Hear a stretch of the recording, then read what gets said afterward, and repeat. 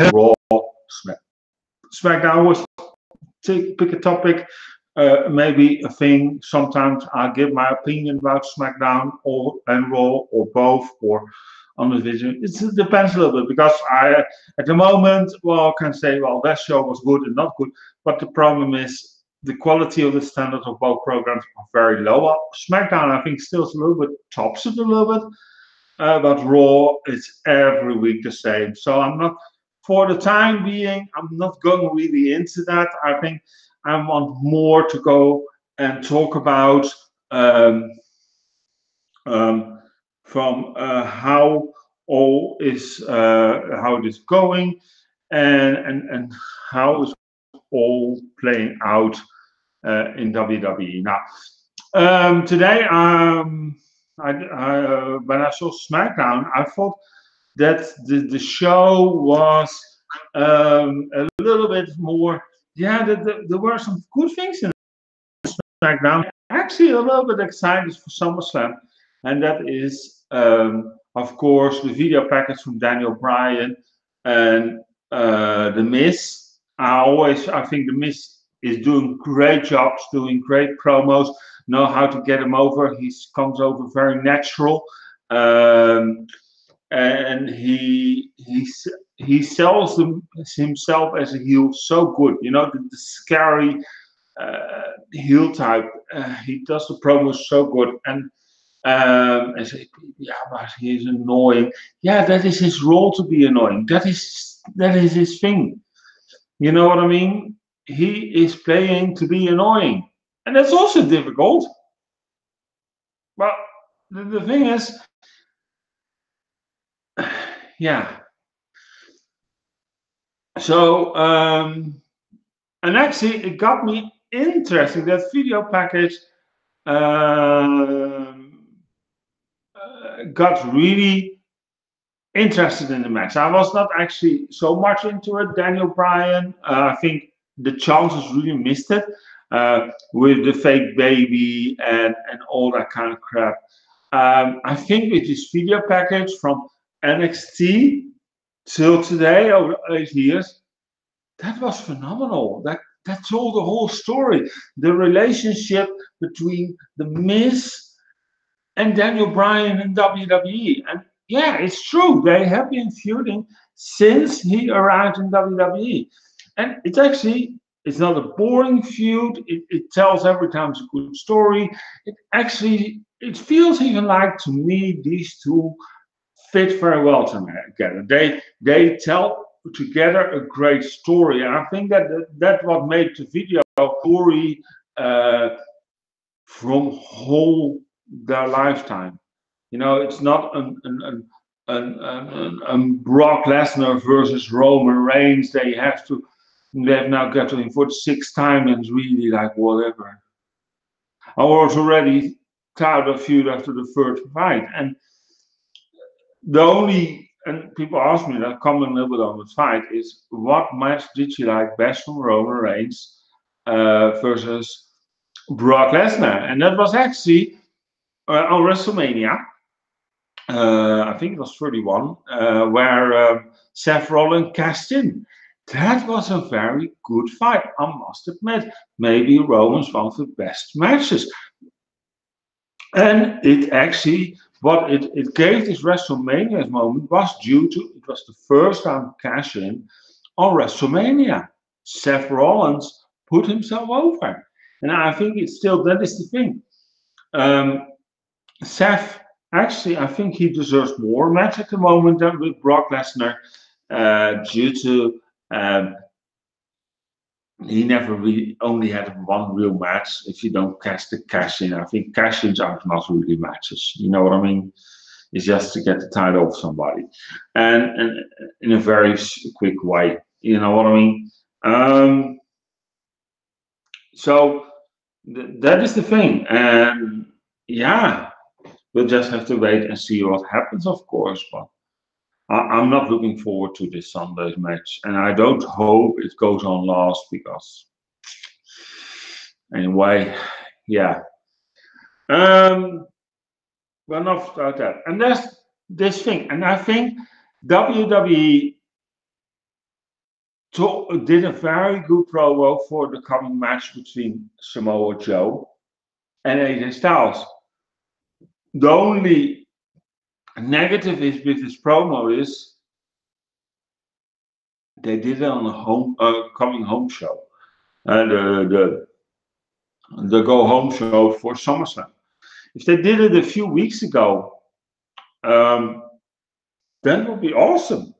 I think now, due to they did this promo, they could build up a real good storyline.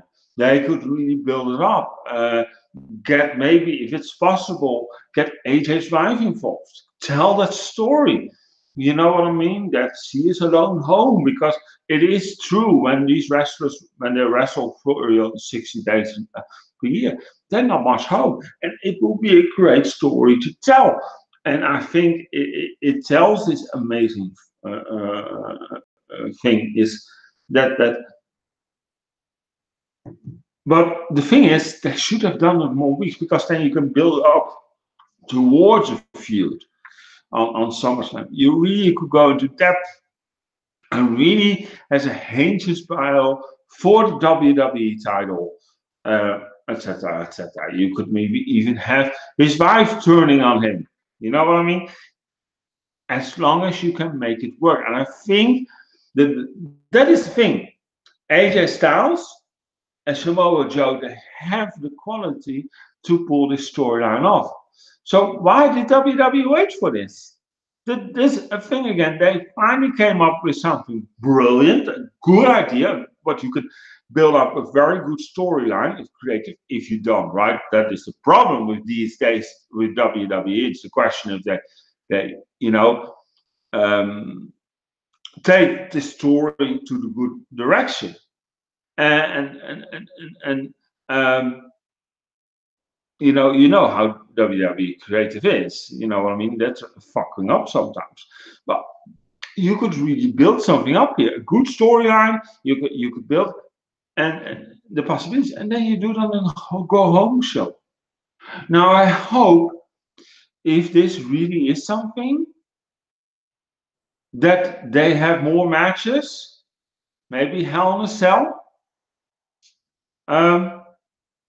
That they can continue this story, because it's a good story to tell. And finally, WWE shows off creatively that they can pull something off, because the creative part is the worst. I think, and I'm not really attacking all too much creative. I can understand what they're sitting with, and that is also what I said before. There is too much content to write for. You have Raw, you have SmackDown, you have NXT, you have all these shows, etc., etc. Then along on the event or the pay-per-views, maybe also do a little bit storyline building on the home shows. Build something in to do some promotion, maybe a title change here or there. Happened before, not doesn't happen that much, but tell now the heels have a really heel social profile. And what I mean that they're not standing, if they're heel, same as Stephanie McMahon comes over as a bitch, what she has to be, right? You know, a story-wise.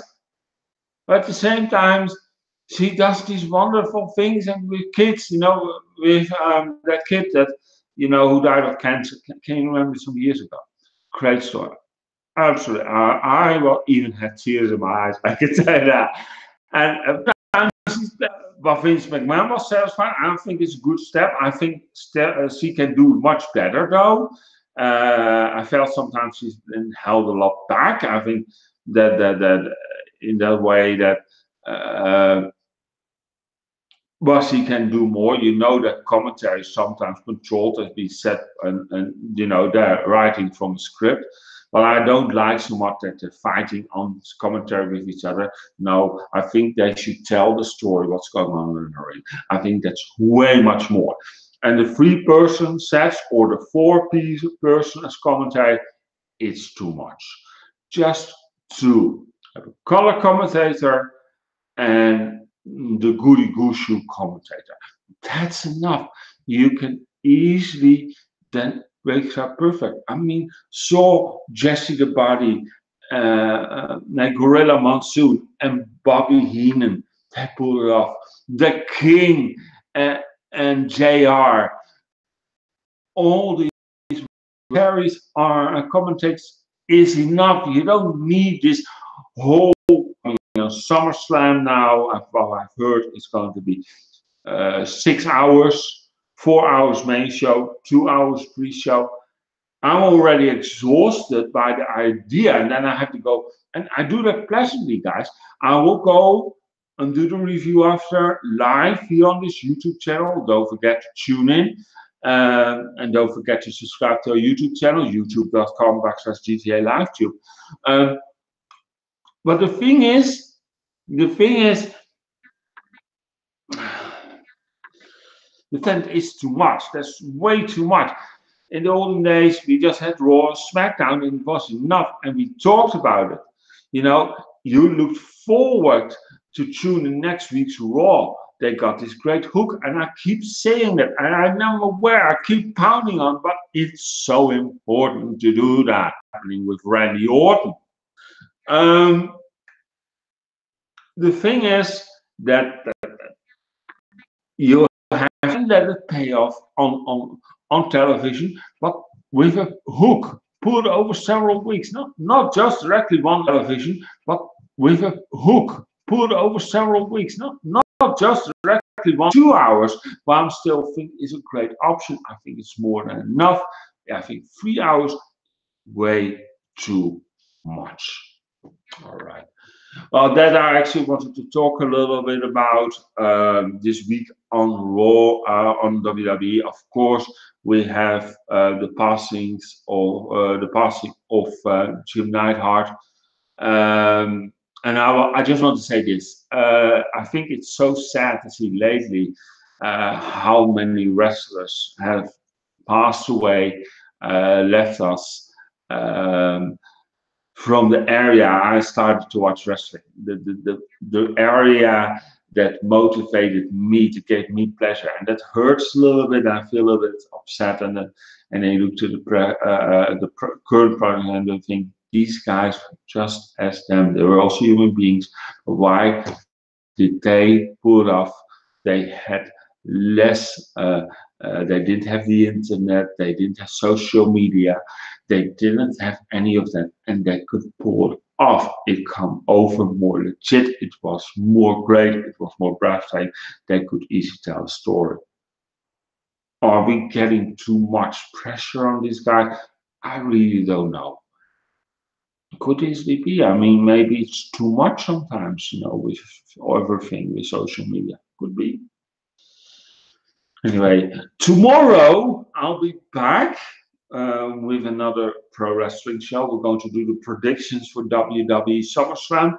I will give you my thoughts. I will, in a way, I'll go do it. I will go book it in how further and why should that guy win, and give a good reason to build on further on storylines. Anyway, thank you so much for tuning in. My name is JJ Abbink. Thank you, and I'll see you tomorrow with predictions for WWE SummerSlam. Take care. Have a great evening. See ya. Ciao.